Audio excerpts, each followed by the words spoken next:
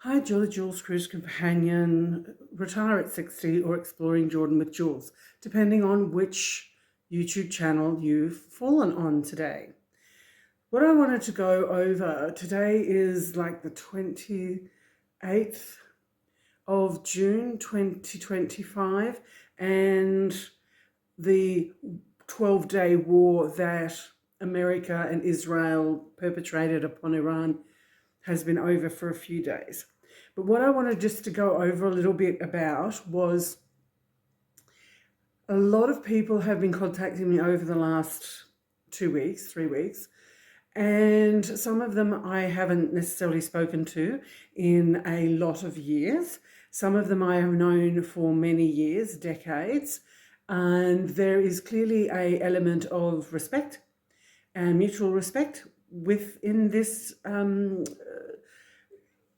acquaintance stroke friends group. And I have appreciated every single one of those outreaches from people. I just wanted to go over one today, and this is a person who I think I've known since about 2023, and they're a person of a similar age to me. And I don't think I'm going to betray any confidentiality in relation to just reading this off my tablet. So they reached out to me this morning. My time here in Jordan would have been about 7:30, 8 o'clock. So for them in another continent, it was later in the evening. How are you today? I hope you're safe. Hi, yes, it's calmer now that the missiles have stopped going overhead. That's good. I'm still devastated that every world leader is morally bankrupt and corrupt, I say. Yes, they say, especially an oranged person in another part of the world.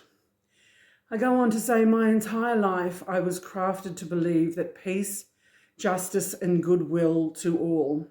My entire life has been a lie. I am of British descent who was a coloniser of Australia.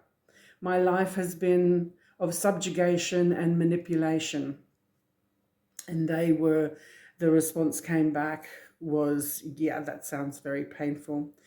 For them in another large country in the Northern Hemisphere that was supposed to be a republic, that they are scared that is turning into an authoritarian regime and may become an oligarchy. Everything is just effed up, and they perceive that it's all the orange person's fault. Hate, they express a negative response to a raping narcissistic bastard. So my response to that was, I've decided that the orange rapist isn't the problem. He is a manifestation of a disease of white supremacy, corruption and greed. If it wasn't for the orange rapist, now it would have been somebody else later.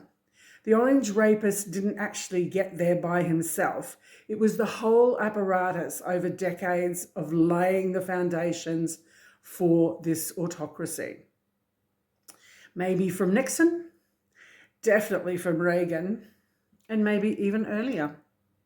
They went, their ancestors were colonisers as well because of the genocide of the native population of the country that they live in.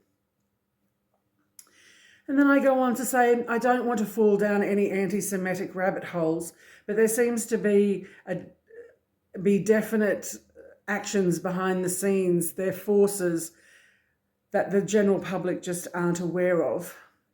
I can't decide who predicted this situation, Huxley or Orwell. They went on to say they're not happy either.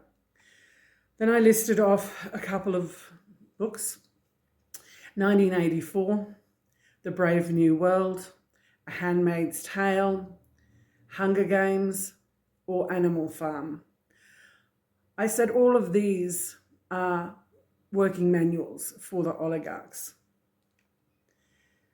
They went on to say that we are all vulnerable, that we should respect everybody, even those with different beliefs. and all this hate sickens them. So I went on to say, there is a line about beliefs that I can see, because it is the beliefs of these extreme people that have got us into this situation.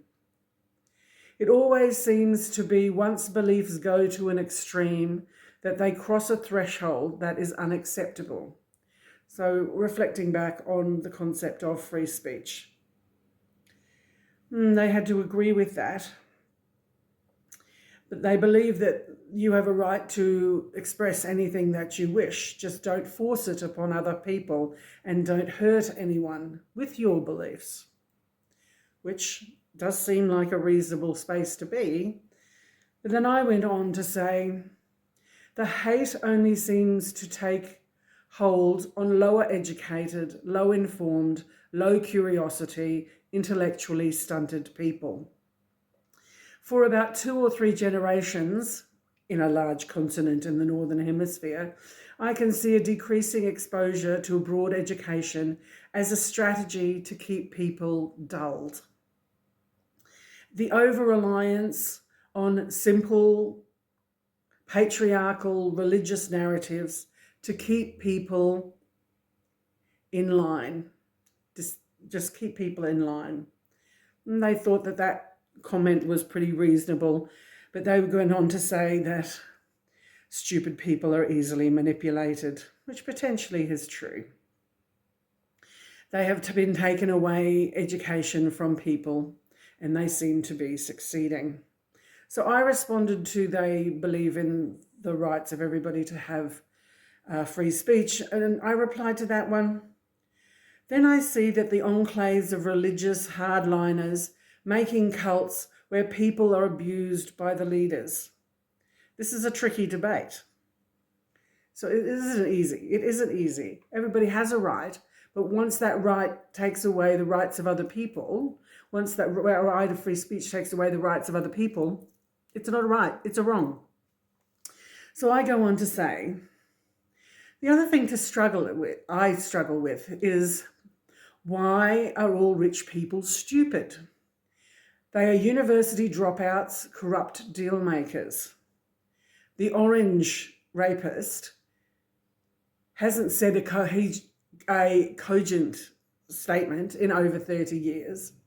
Musk is a buffoon, Zuckerberg is an alien, and Thiel is demonic. They couldn't disagree with that. But I do feel lucky, I went on to say, that I was born in the 1960s. It seemed that I hit the sweet spot. I came into women's liberation and racial rights after the initial struggles, when it all seemed to be starting to hit its stride in the 1980s and 90s, before the active assault on women's bodily autonomy and the active removal from Black and coloured people from the participation in the democratic process. They agreed that the 80s was pretty good. And for me, I went on, the people that had access to a living wage during the 1970s and 80s then started decline in the 1990s and the aughts, and definitely after the 2008 GFC. I went on to say, I'd met 3 ladies cruising in 2017, and they came from a western state of a large country in the Northern Hemisphere. And they were really offended at my pro-vaccination and my anti-Trump.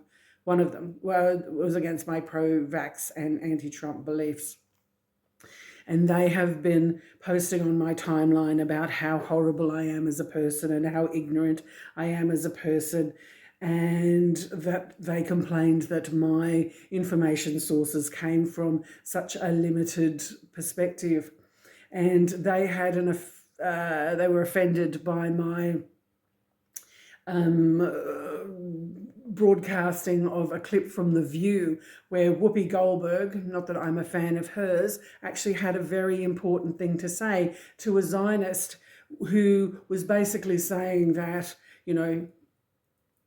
deaths in Palestine are really pretty irrelevant. But Whoopi brought to the attention of this woman that there are actually lynchings still happening in a northern hemisphere country. There are lynchings still happening today. So white supremacy and racism has not gone away. It is still well entrenched.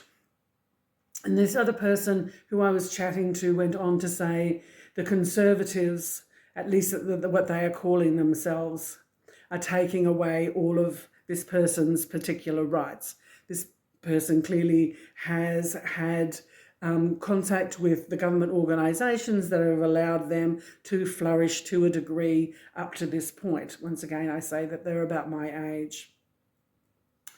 And I say to them, how did progressivism become so demonised? And conservatives say, it's okay for me to have all the stuff, but you can't.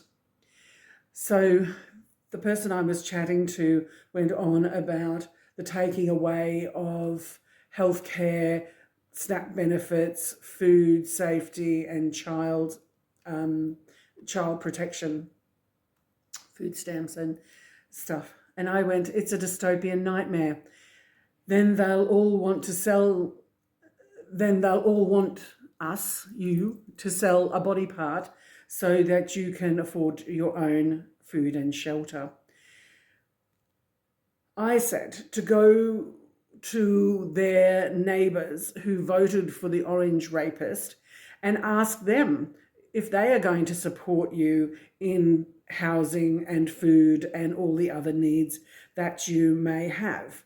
Because I explained that with the income that I have genuinely supported groups of people, families of people, and I currently still do, because that's my personal choice. I don't put it through an agency like, Save the Children or Red Cross or anything like that. I just directly assist people.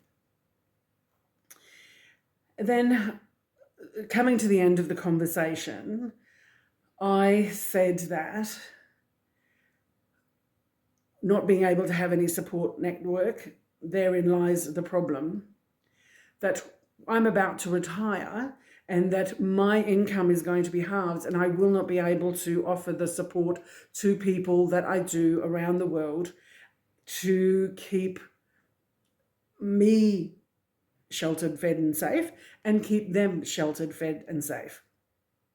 That I, at my age, almost at 60, with a meningioma, had a stroke, got a bowel cancer, got a heart monitor in, a bad back, shitty knees, morbidly obese, I'm going to have to actually continue potentially to work, which makes me exceptionally disappointed and will emotionally and spiritually destroy me. And that's basically where the end of the conversation came this morning with this person, because they had to go and attend to their family needs. So that's some of the conversations that I've been having with people over the last couple of weeks. I'll potentially go over a conversation I had with a friend's mother, someone who I've only known on the peripheries for a very long time. But something within whatever I am saying, even though it doesn't resonate to 100% of the people that are hearing it and tell me to shut the fuck up, no, because as a legacy of my thoughts, feelings and emotion, I think it's really important that it is recorded for prosperity, that, I am a normal average person with what I perceive as normal average beliefs and morals and guidance and leadership. But it's the leaders of the world that are letting us down, and I do not know how we are going to turn the world around. I don't want to be a nihilist. I don't want to say this is the end of the world as we know it, because something is always going to improve. The end of one colonial power, the end of one empire is always followed by another. That has been demonstrated historically over the last 2,000 years. This is just the end of this empire. What will come out of it is what we are going to do, whatever we make it. It's going to be whatever we make it. Stay together, stay safe. Free Palestine. We are all Palestinians. Whatever is happening in Palestine will come to your town if you do not stand up today for the rights of others.